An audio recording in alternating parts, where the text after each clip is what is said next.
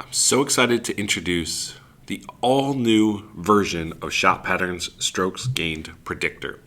If you've been using Shot Pattern, you know that we can take your shot data, whether from on-course, manual round entry, launch monitor upload, and show you your shot dispersion overlaid on any hole in the world.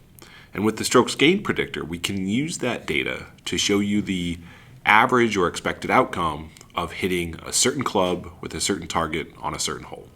And I want to show you the awesome new features in this year's Strokes Gained Predictor. So before we get going, you'll see the layout has changed just slightly with a whole bunch of new filters here that you can use to dial in exactly how you see your data. And that's what I want to go through now and show you how to use this. But before we do that, I want to remind you of one of the coolest parts of making this work for you.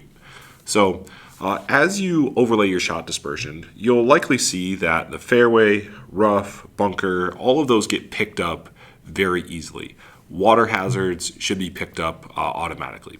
But the two areas where you may have to do a little extra work in order to get it to be perfect are with recovery shots, trees, I said too, out of bounds. So I just want to remind you how to quickly draw in those areas.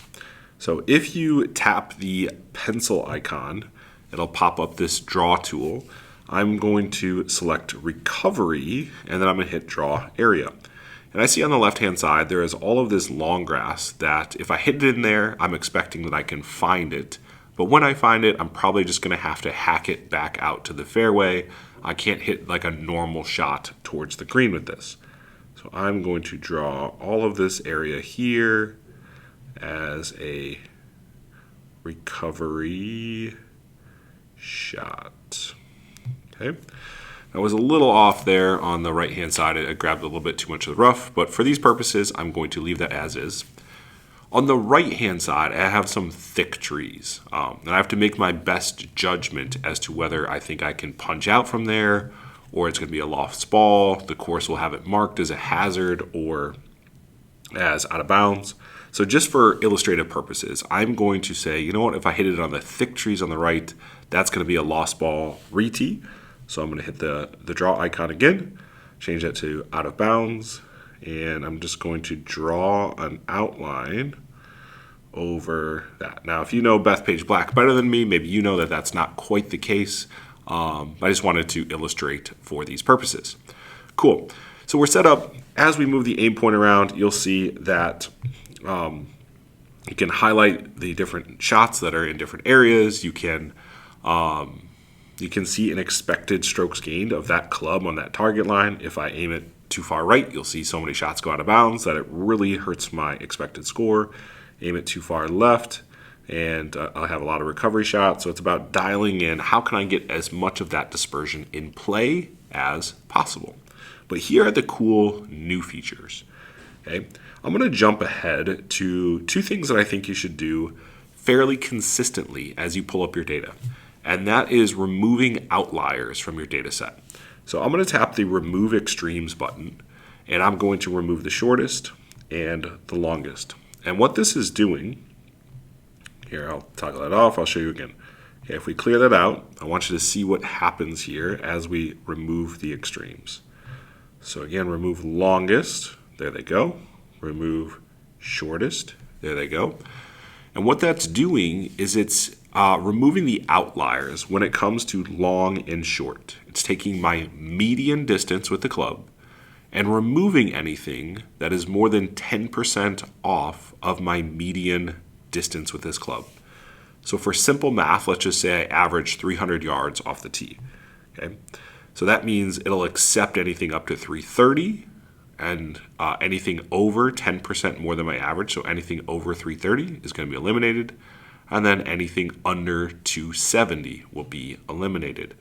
Okay, you can see I don't quite average 300 yards, so that's why we're seeing 320 and 265. But again, those are going to remove the long, short outliers, and they'll give you a tighter dispersion that's more representative of your average shot. The other one that I like to apply to get a better look at my data is I'm going to filter out to the best 90% of my shots as it relates to how far offline it was side to side. So the first one we did was long short. This one is going to eliminate some shots side to side. And now I'm using the best 90% of my shots. Again, I've ignored the ones that are too long or too short to represent my average shot. And now I have a very solid 169 shots to work with as my driver dispersion. Okay. I like 90% because as a 2 handicap, that's fairly wild. There are some shots that are just so bad that they're impossible to strategize around, but also they happen regardless of the club that I have in hand. So I want to use, I just want to drop that, like the worst 10% to base my strategy around my best 90% of shots.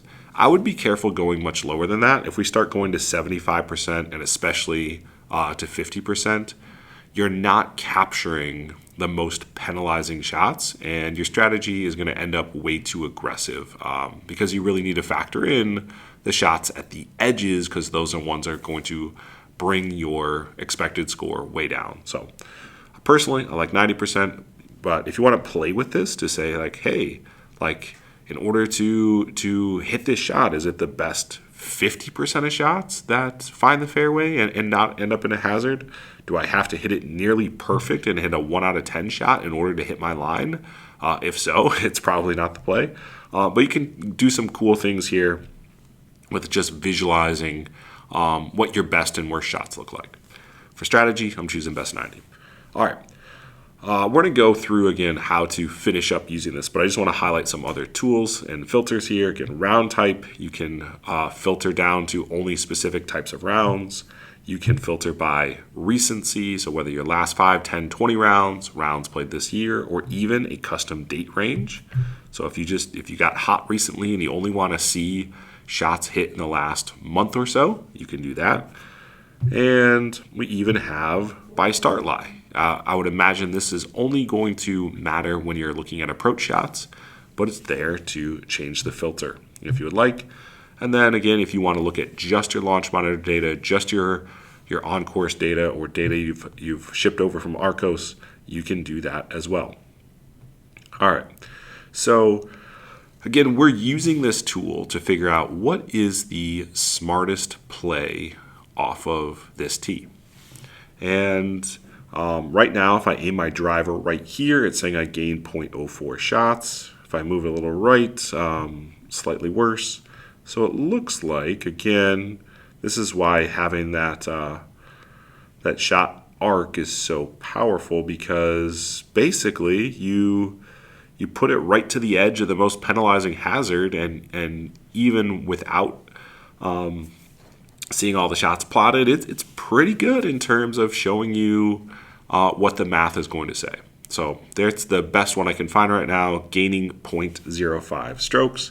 If I want to look further, I can see only 30% of my shots are going to end up in the fairway. A good chunk end up in the rough. I do need to be careful that not too many go out of bounds. And then I'm going to have a decent number that are really penalizing and a hack out from the recovery area. So there we go.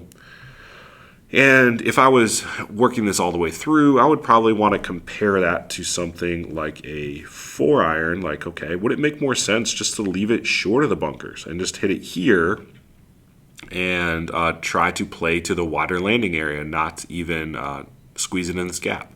And right now, initial impressions say, no, that laying back here is not going to help me, because still too many balls are going to find the bunker. I might as well just let it rip. And if some of them end up way left in the hay, it's still better off on average than trying to hit a 4-iron. So awesome insights there. The piece that was missing in the past was the fact that this shot plays about 6 yards downhill. You can see it's 6 yards downhill from the tee box, 5 yards downhill from the top of the hill, and then now it's down to 0. So like right here, there is a big ridge where if you can carry that, the tee shot is actually 5 yards downhill. And this is an awesome new feature in the shot pattern app, so I want to show you what this looks like. And let me unhighlight those.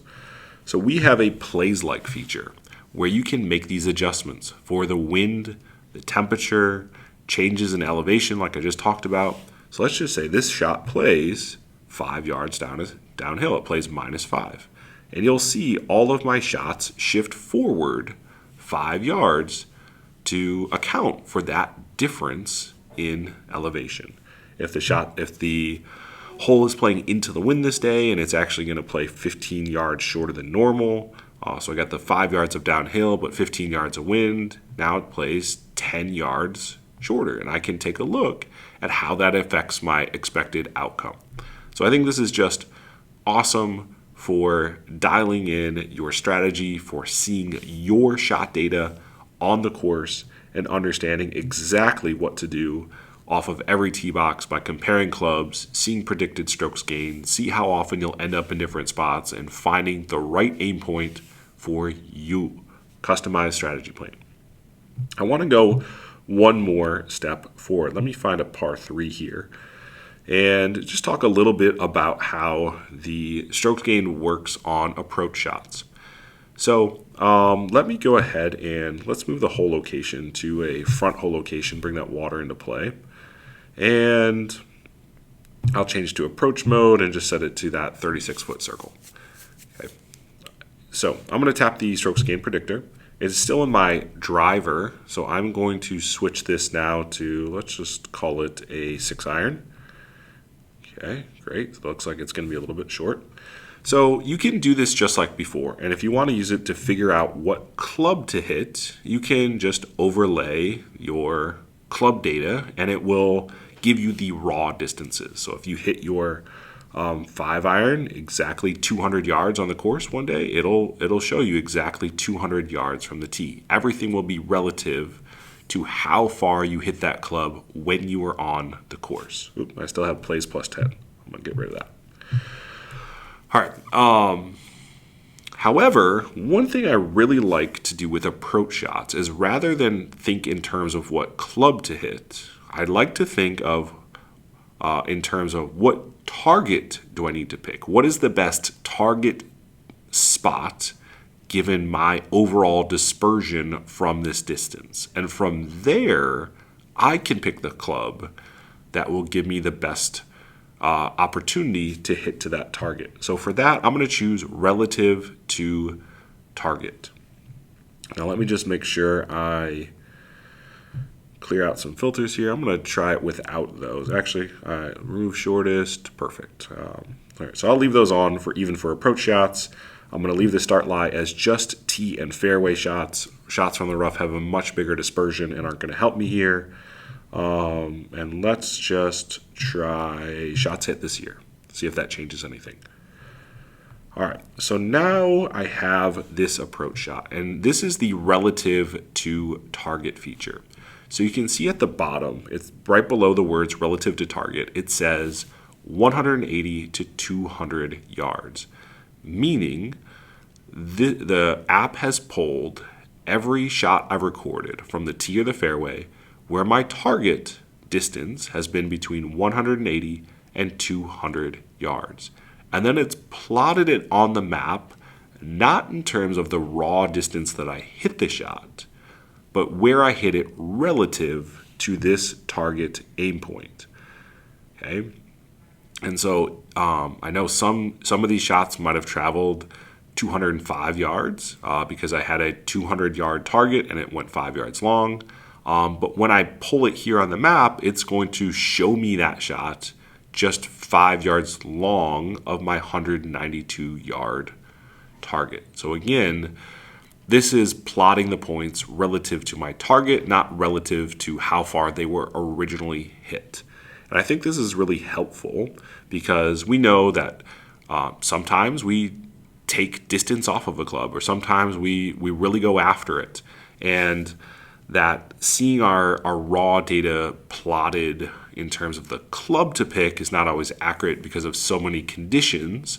And then it might be helpful just to say, help me find an ideal target, and then I will pick the club and the shot shape and all of that depending on the conditions.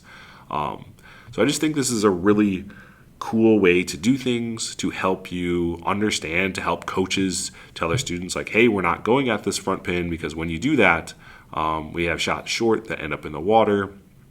We are much better actually trying to put it 25 feet, 30 feet long, maybe not that far, but putting it, let's just call it, 25, 20 feet past this pin, because it's going to keep balls out of the hazard and more shots are going to end up on the green. And look at that. Here is why we're telling you to aim this 8 paces past the flag.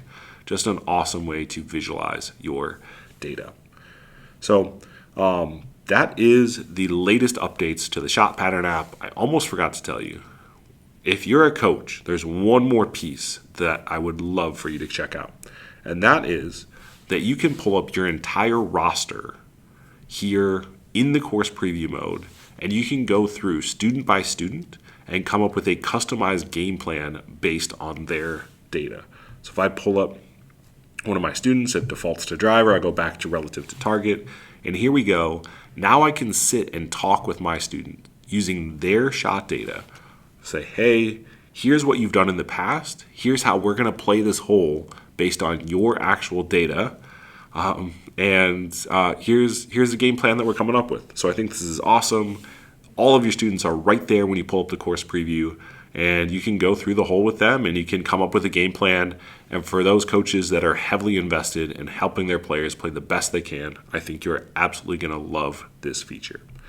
So that's the all new strokes gained predictor. It's only on Shot Pattern. Go give it a try. I think you're going to love it.